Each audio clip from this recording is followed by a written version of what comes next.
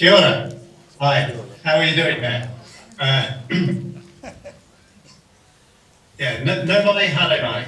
Tēnā koutou, tēnā koutou, tēnā koutou katoa. Koe ben toko ingoa. That's a greeting from New Zealand here in my house in Auckland, and it's great to be back talking with the design group. I can't see you. All I can see is a picture of Robert. So I can't tell whether there's actually anybody there. So I'm just going to have to talk. But I do understand that Neil McEnroy is there, so I would like to say hi to Neil. Neil was out in Auckland last year. We had a fantastic time when he was here placemaking, so I just have to say shout out to Neil. What I'd like to talk to you about today is access for everyone. And access for everyone is a bold step in the right direction for a pedestrian-friendly city centre. It is a creative urban design approach to a complex challenge that will unlock the potential of one of Auckland's and New Zealand's most iconic streets. It also has the potential to create the cleanest air of any city in the world, and this is significant. But first, New Zealand is bigger than you might think. If overlaid on Europe, it would stretch from London to Madrid. It's highly urbanised. The UN says that it's 86% urbanised. But it's also largely empty of people. There's only 4.5 million people that live here. And of those 4.5 million, half of them live above this line, which is roughly 2 or 3 hours within striking range of Auckland. And this region is also the region that's growing fastest. Auckland itself is about 1.6 million people, and if it was laid out over the UK, it would stretch the 100 miles from London to Birmingham.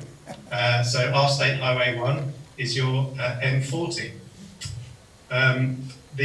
Most people, though, live within a very small area of isthmus, which is between the two harbours, roughly in that kind of area. And the two harbours, the Waitemata and the Manukau. Auckland is also very much defined by water. So 90% of the people in Auckland are within 5 kilometres of the sea, and obviously 5 kilometres of the beaches. It also has 50 volcanoes, which in geologically defined terms is called frickin' lumpy. Now, like any self-respecting Edwardian city, Auckland invested in trams. And the first electric trams appeared in 1902, which was only a year after the London ones.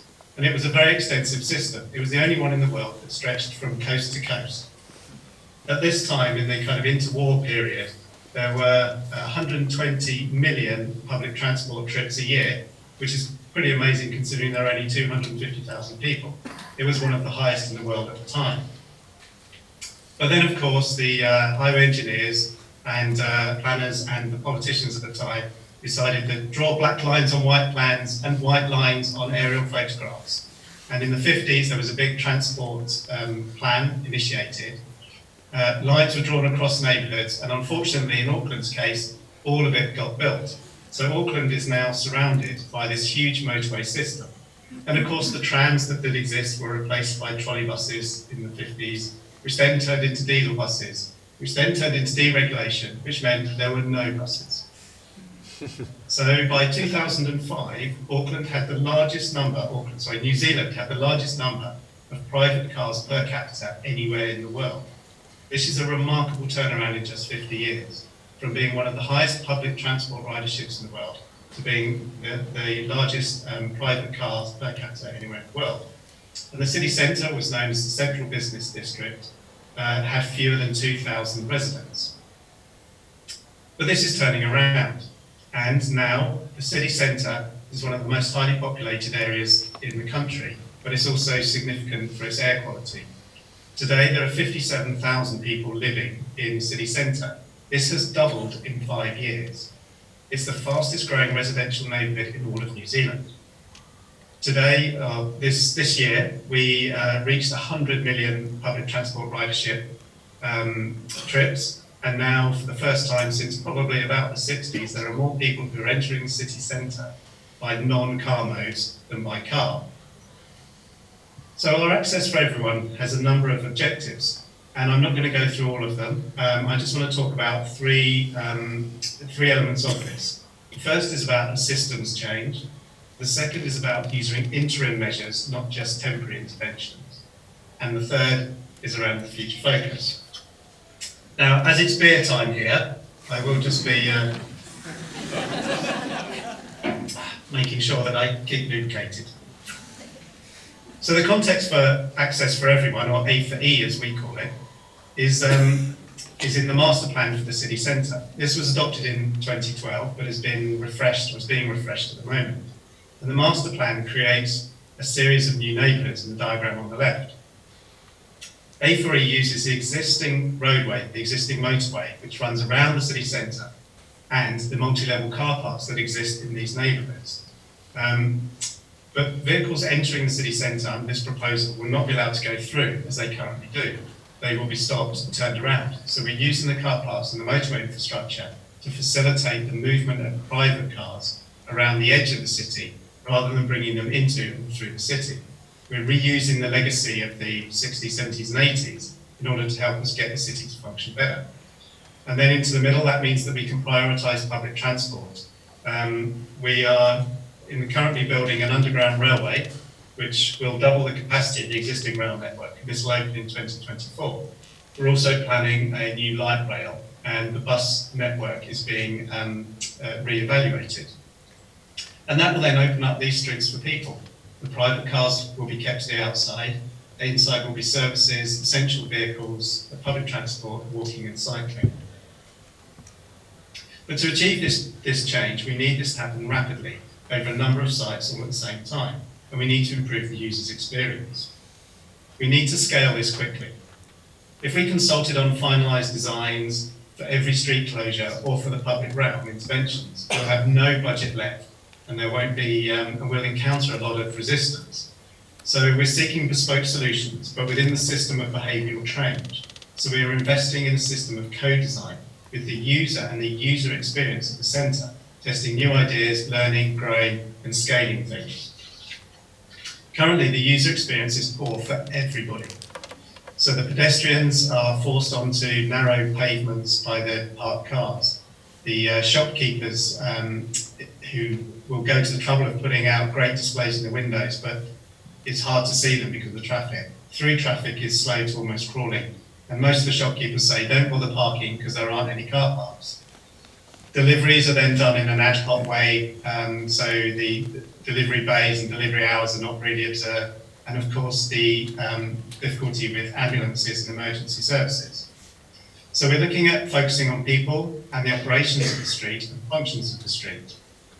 Taking High Street, this one in the centre, there are only 42 on-street car parking spaces. However, at the southern end, which is to the right, there's a multi-level car park for nearly 900 cars. And even at the peak time, there's a availability of roughly 22% or 200 spaces. So we need to, but in many instances, we don't need to kind of remove the curves and repave and install tree pits. What we want to do is to test stuff out and demonstrate what the benefits can be before we actually go in and achieve some of these interventions. The council itself obviously has a statutory consultation process, have your say, but we're actually expanding that. And so we've gone out to groups, we've got a reference group and advisory groups, we've done community get-togethers and one-to-ones, walking up and down the street, talking to the people who are actually living there and working there. And we've managed to establish some place champions. These are both political, but also within the community. So that's delivering us a systems change. But we're also using this in order to support some interim measures. So while we do street closures, as you might expect, for events and things, we're also using tactical urbanism as an interim measure. And here this is stepping on the way to something more permanent, rather than just being simply a temporary thing. However, using these place kits, which is these brightly coloured planters, we're able to tighten up radii on roads, we're able to create some space for commercial or community uses. We're able to take away the car parking, and simple measures like painting these dots on the ground at crossing points gives people and cars a sense of something different going on and slowing down. Crucially, we can do this at many different locations around the city, and it's temporary. It can be taken away overnight, it's set up overnight. We can move things around, we can test them. So we're getting feedback on how it's working and who's using it. Time. And the final one is around getting fit for the future. So access for everyone sees the city centre preparing for its multimodal use. It's encouraging walking. We have 500,000 walking trips per day in the city centre, but also micro-mobility. So Auckland is one of the testing beds for all the scooter hire, bike hire companies, and e-bikes really work well in such a hilly place. But we also have light rail proposed down the middle of Queen Street, in the Queen Street Valley. And by moving the cars out now, bringing in those interventions, the disruption caused by the construction will be far less and is likely to be more acceptable. So we've got an eye that these things are actually about how we can progress and going forward to the future. So eventually we will have a city centre dominated by public rail, not by cars. We're looking at a systems change. We're looking to seek experimentation with some interim measures and test them out thoroughly before making anything permanent. And we're focused on the future. It really will be the place to go to and not go through. Kia ora, ngā mihi. Kia ora.